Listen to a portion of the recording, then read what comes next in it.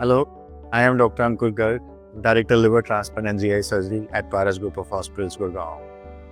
So yes, today in this video we are going to speak about liver transplant, and the most important question comes that what is the time that one person should undergo a liver transplant? So first of all, we have to understand that apart from acute liver failure, which is a separate context, and I'm not bringing that context here, most of most of the patients who will require liver transplant, it will not happen that they just underwent liver failure on one day. Today they went to the clinic, today they went to the doctor for some symptoms and doctor told him that they need liver transplant. A patient who is suffering from chronic liver disease or cirrhosis is a long-term patient. Long back in the history of a disease, maybe 6 months back, 1 year back or 2 year back, at some point he was diagnosed with chronic liver disease.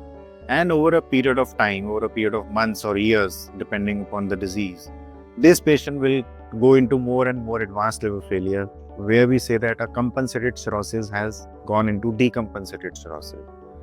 So what does this technical term means? This technical term means that patient was having liver disease. Reports, ultrasound and CT scan was suggestive of chronic liver disease, but patient was living more or less normal life. There were no symptoms per se, with minimum limitation. Then comes a time when he starts having symptoms. He starts having jaundice, or he starts having vomiting of blood, or he starts having water in the stomach, or there is swelling of the legs, or the muscle mass and the weakness starts coming. So this is the stage when we say that patient has gone into decompensation. That means now the complications of liver failure, they have started manifesting. So that is the time, and that is the right time, even with one decompensation, whether it is jaundice or ascites or bleeding, or some people go into forgetfulness or loss of consciousness, what we call as hepatic encephalopathy. So the moment first decompensation happens in a patient with chronic liver disease, that is the time, and that is the apt and the most appropriate time that that patient should undergo a liver transplant. Is it that if a decompensation happens, life will not continue? Is it that life will stop to exist after that? No.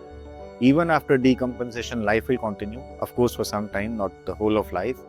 But as the time will progress, more and more decompensation will happen, more and more side effects will happen, and the nutrition and the protein loss of the patient will keep increasing.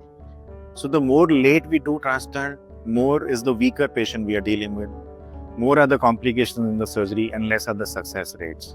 So liver transplant, if timely done, has a success rate of more than 95%.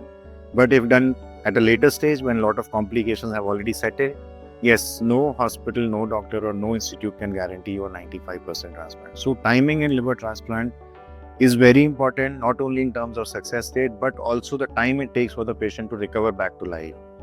If timely done, a patient after liver transplant can resume his or her life back to normal almost as early as 8 to 10 weeks. And in patients where we do liver transplant at a much later stage, they take as long as 5 to 6 months to recover. And success rate, yes, it does differ, and it differs significantly on the stage of liver disease. So if somebody is diagnosed with decompensated liver disease, my advice is that don't delay or don't defer that I will get transplant after 6 months or 1 year.